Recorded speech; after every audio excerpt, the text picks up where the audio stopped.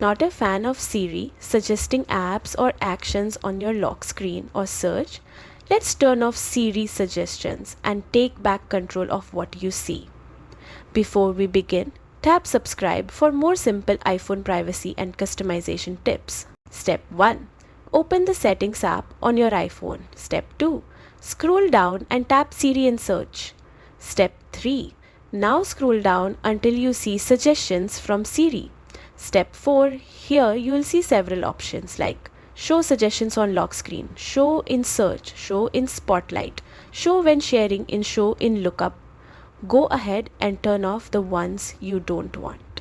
This stops Siri from offering suggestions in places like your search screen, lock screen, or while sharing. You can also scroll further down and disable suggestions app by app if you only want to block certain ones. Just tap on an app's name and toggle off Siri suggestions for that app only. That's it. No more unwanted pop-ups or app guesses from Siri. Hit subscribe for more iPhone tips that put you in control of your experience.